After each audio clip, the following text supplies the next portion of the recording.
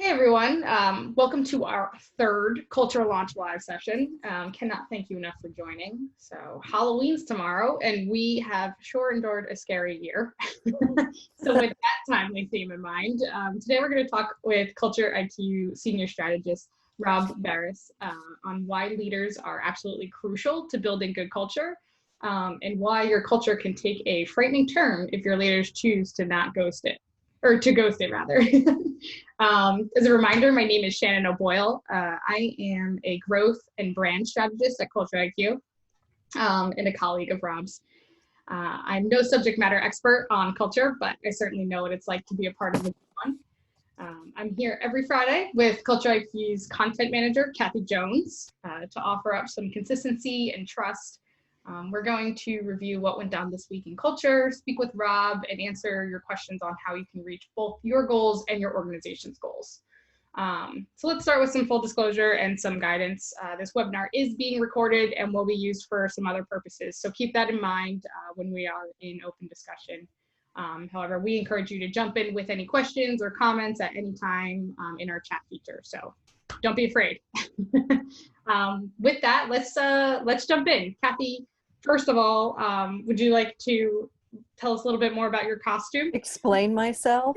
Yes, this is my, I'm getting in the spirit of both Halloween and our upcoming election day, which our company has actually offered this as a day off for employees. I wonder if anybody else has the same policy, but we are going to use election day, some of us to volunteer and hopefully not to wait in enormously long lines, but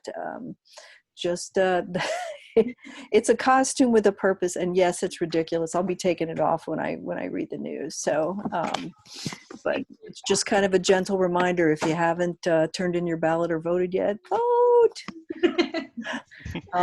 Okay. Off goes that.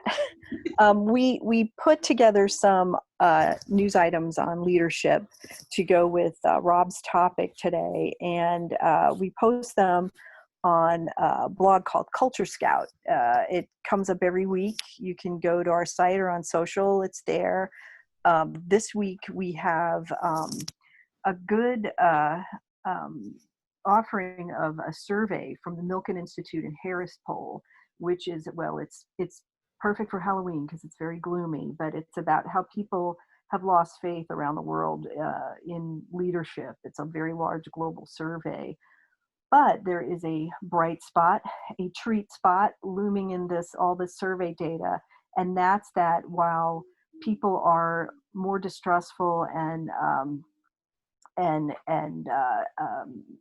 reluctant to put their trust in government leaders, they are more trusting and feel more loyal than ever to business leaders. So this presents an opportunity for the business community to step up, and they already are, according to this data, and support their employees and their community at large. So it's a nice look, and there's a lot of good stuff for business folks to dive into there. And I've included the link to the full survey in the piece as well, I believe. At least the link that you'll go to has the link to the full take. The second item is a wonderful little essay from John O'Grady, who's a leadership consultant in Forbes, and he talks about how the play Hamilton is very inspiring to leaders, how there's a lot to be learned there about persistence, about not throwing away your shot, and about seizing the moment. So, and we put in a little clip from the show, which is a lot of fun. But it's a really good, insightful essay about how Broadway can teach business a lesson. And then the last piece we have, sort of a follow-up to a couple weeks ago where we did a story that was in the New York Times.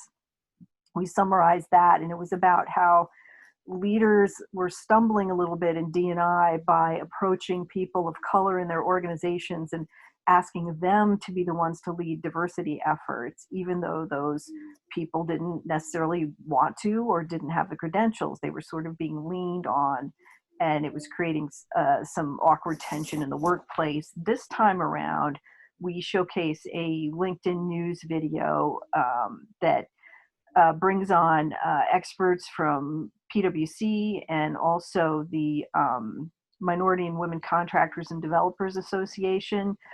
This is Shannon Schuyler and Kenneth Thomas, and they talk about how the real person who should be holding the job of Chief Diversity Inclusion Officer is the CEO. That this is an initiative that everybody wants to do. Everybody really wants to make a much better effort toward, instilling diversity and inclusion efforts in their company. But unless the CEO, unless it's at the highest level and it's being owned and directed and pushed by the CEO, that those efforts run a high risk of falling flat. So that's a very good video to take a look at. And it was on LinkedIn Live News, but the link will take you to the recorded. If you're logged into LinkedIn, it will take you to the recorded version of that. And that is it. Awesome. Brilliant. Well, I feel like that last note is a perfect segue into our topic today. Why culture is a leadership initiative, right? Before we jump all the way into that, Rob, do you want to tell us a little bit about your background? Sure, happy to. My name is Rob Beres. I'm a strategist with the organization. I've lived in Chicago, in the city, for the better part of the last 20 years, just now outside of the city. And I've actually been with the firm for about the same amount of time, about the last 20 years. I became interested in the field of industrial organizational psychology as an undergrad at University of Tulsa, and was just really intrigued by that connection or that intersection of psychology, human behavior, and business, organizational performance. And as a strategist with the organization, really have a great opportunity to work and appreciate the opportunity to work with high-performing organizations to understand their strategy, how that connects to culture.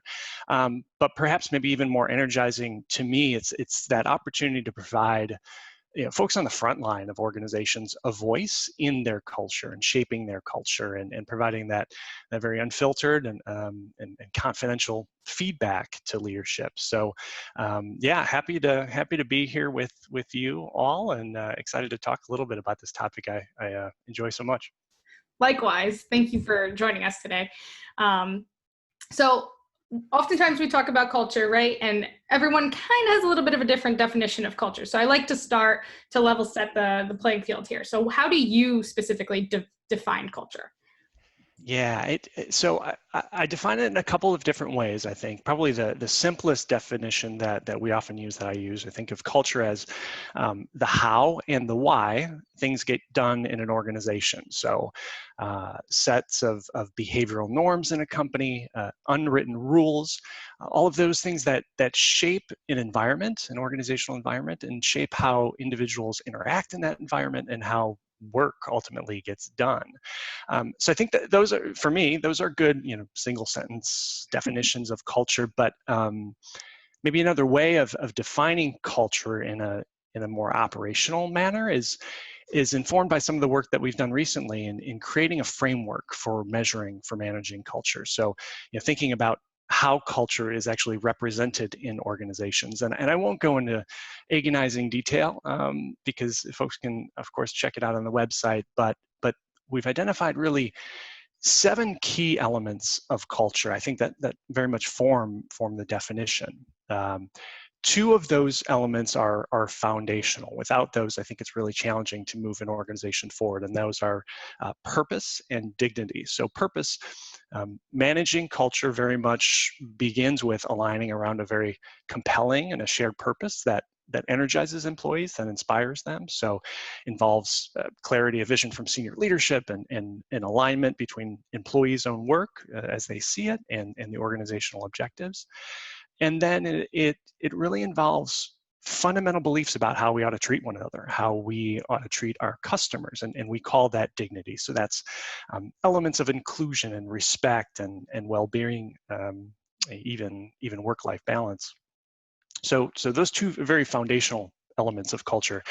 Others include collaboration, so collaborating within groups, across groups, Execution, so culture's defined in part by how a company structures its work and how employees execute it. So for example, in a particular company, is quality valued above all else, or is failing fast valued in the goals of creating innovation and moving very quickly? So that's execution. And then talent. So our employees, is the talent-based considered to be something that the organization will invest in and ultimately grow, or is that more transactional, short-term in nature? So things like skill development, career development, curiosity, so innovation.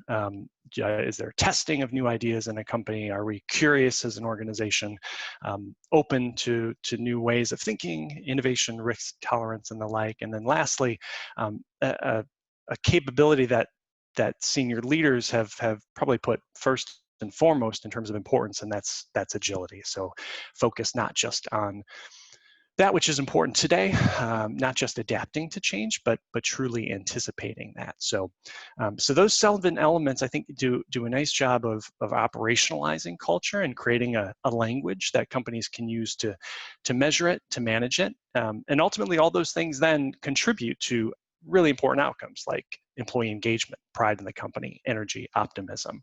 But yeah, a helpful definition from my perspective in terms of facilitating that goal of understanding and then acting on culture. Perhaps a longer definition than you expected from me. No, I love it. But hopefully it's helpful. It gives us insight into how all-encompassing it is and how many stakeholders are really involved when it comes to culture, right? But specifically, the stakeholder we're talking about today is leadership. So why is all of this, all of culture, important to leaders? Yeah, we often say culture's the heart of business growth.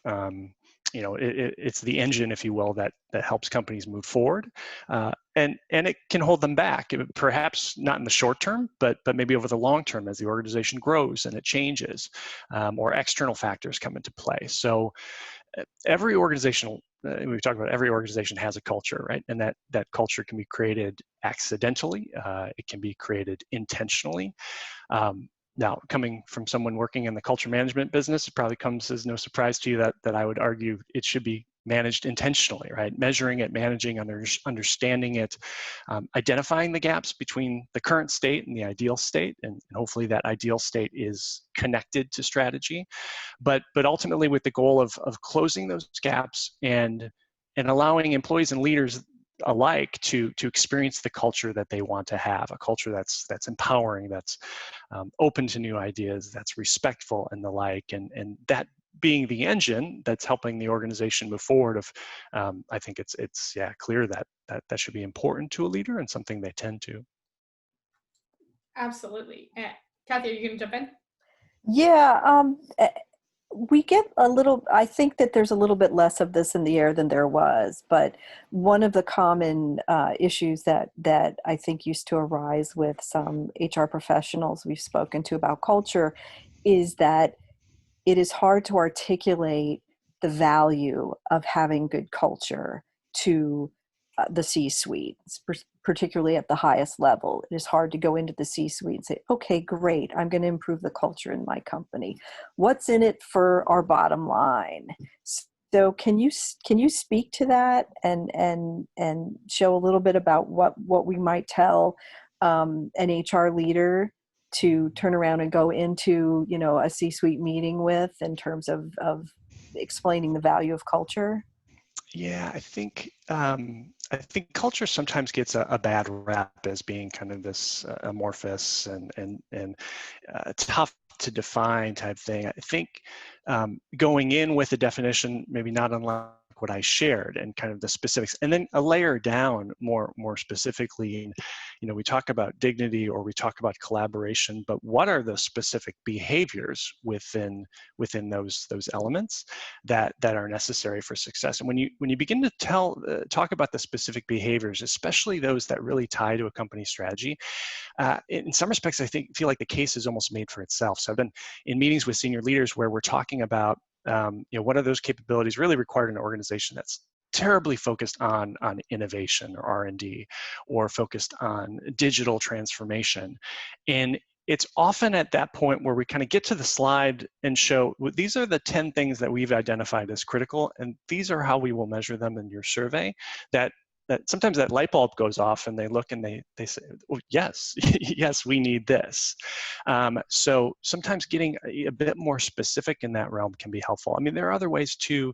I know our colleague Diane Daum talked a little bit about the opportunities to connect and link data to other types of organizational outcomes and metrics and the like. And maybe there's opportunity, if not to do that with the organization as a whole immediately, maybe there's opportunities in a subset of the organization where that particular leader is dialed in to culture and its impact and the like, and being able to create a little bit of that ROI argument in a subset that hopefully can then translate to the larger. Great question, Kathy. And Thank you. Yeah. And you brought up Kathy also brought up a good point on her last Culture Scout article. It was regarding D&I and why CEOs really need to lead that charge. So I feel like the case for culture has kind of been a little bit empowered in that regard. Would you agree? Like, how critical is it, leaders specifically in 2020 to keep their eyes on culture and want to manage that and align it to their strategies?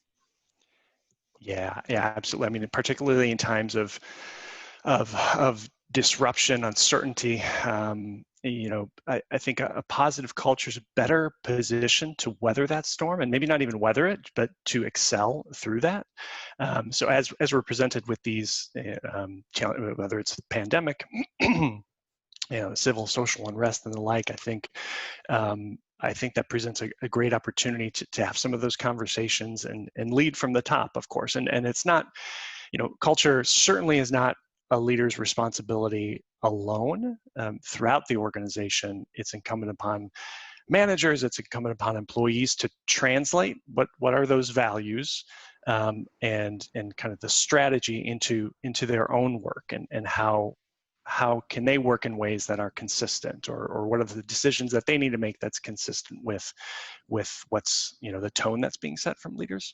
But yeah, particularly in times of, you think of the team sports reference, you rarely hear about challenges in the locker room or culture when things are smooth and things are on a winning streak, but when rough patches are hit, things like collaboration might be strained, elements of respect or dignity, communication even can be challenging to come through. But to the extent that culture is strong to begin with, or is growing stronger, those companies, I think, are in a better position.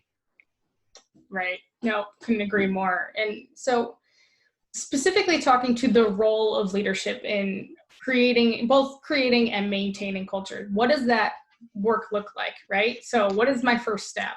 How do I start that? Yeah. Well, I think the first step, what role does leadership play? They're of course, they are the ones setting the strategy of the organization, even separate from culture, but setting the strategy, and they're working to help, hopefully working to help define that ideal culture, what they need for their strategy. Their role by what they value, what they recognize, what they reward, what they communicate, and by their behavior, probably more than anything else, they're setting the tone for that culture.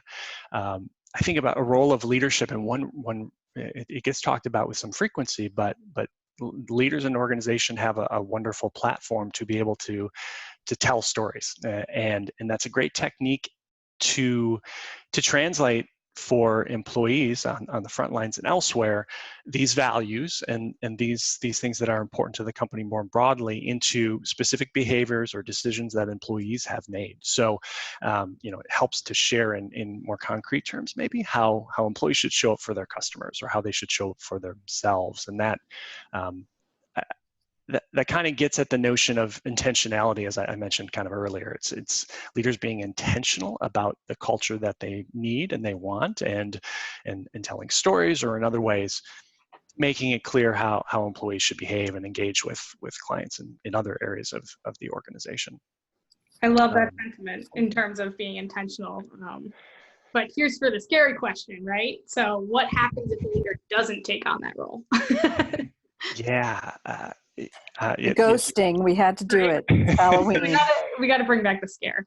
Yeah, scary indeed, right? Well, I mean, we've seen some scary news stories, right? Stories in the news Mm-hmm. where companies, I don't need to name names, you know them, where recognition or reward systems combined with a lack of oversight, questionable orientation toward ethics, integrity resulted in some real challenges and difficult to overcome, and culture work coming out of that, right? A need to shift the culture, if not in the organization broadly, but portions of those companies. And those are the big stories that we hear. I think there are smaller stories, ones that don't necessarily make the front lines, and some that might be more along the lines of missed opportunities. So, for example, we're working with a company now who's trying not to miss an opportunity that is presented to them. They've experienced considerable growth. They've got designs to grow more rapidly, and they're undergoing somewhat of a business transformation. They're shifting, in speaking with senior leaderships, they see an opportunity to shift from delivering very highly customized, very tailored solutions to their clients to maybe a more standardized set of offerings that still meet the needs, still provide a lot of value to clients, but are probably more scalable in nature. And that kind of shift can be pretty difficult, pretty challenging for an organization, for employees. It's a culture shift. I mean, especially for those employees who take a great amount of pride in taking something written on a napkin and creating it for a client, or going above and beyond and really executing for that particular client. It can be a bit of a cultural shift, but a necessary one in being able to scale. So for companies kind of going through this type of transformation, we often ask a question that gets at to what extent do employees feel it's acceptable to say no to a customer in certain situations? And that question doesn't go over all that well in every organization. I mean, I've heard leaders say, "Well, we can ask that question." That's the customer is always right. Yeah. But in a company that's changing, that's transforming and shifting in that way, yes, there are instances where the needs of a customer don't necessarily align with the direction that a company's going, or maybe the customer doesn't really know what they need and needs more consulting to kind of find that out. But it is a shift in a challenging one. So so I think a combination, probably what happens, the scariest of stories that we see in the news, but then some missed opportunities as well if a leader isn't taking on that role of helping to set the tone and ensure employees are connecting to that. Yeah, that's one of the things that, I've just heard in my culture travels too, is that especially in terms of action planning, in terms of actually getting something off the ground that changes the culture, that leadership buy-in is so key. And then once you get an action plan, there have been articles written recently about, employee surveys are kind of a bummer. People don't respond to them. Well, the reason they don't respond is that nothing happens with them. And then you go to the next step, nothing happens because in many cases the leaders are not pushing things to happen. So that's kind of one of the things that speaks to your point about leaders missing an opportunity, and that can be wasted culture opportunity. It can be, there's time and money involved in that too. So yeah, I almost chuckle a little bit each time I hear the term survey fatigue. And I don't think it's survey fatigue. I've never been frustrated with someone asking my opinion about something, but it becomes a little frustrated if they're not reacting to that. And so it's more maybe inaction fatigue than survey fatigue. Yeah, indeed. Very true. Now, we're speaking pretty broadly about leaders and specifically CEOs, right? But a lot of times culture falls into the hands of HR, right? So we're usually talking about HR leaders. So how can we empower HR leaders? How can, leaders in the ELT empower HR, but also how can HR empower the different department leaders in order to have a collaborative effort towards culture? Yeah, that's a great point, because I do think often in organizations, culture is considered to be owned by HR, and where we've seen culture change and culture improve are in those situations where HR is not owning it. The businesses, the leadership are owning it throughout the organization, but HR is facilitating and playing a huge role, particularly in some of the areas that are quote unquote owned to them, whether that's recruiting or selection or the like. But yeah, how can leaders empower HR? Again, leaders are setting the strategy, but to the extent that they can empower HR to play a role in setting that strategy, defining what some of that strategy is, or at least how that strategy is executed, I think that's important, because HR, once again, they're in a unique position. They have a good understanding of the people, and I was thinking about this recently. CultureIQ, I believe not long ago, we collaborated with Bloomberg to survey 300 senior executives about the future of work, and I thought it was interesting to see.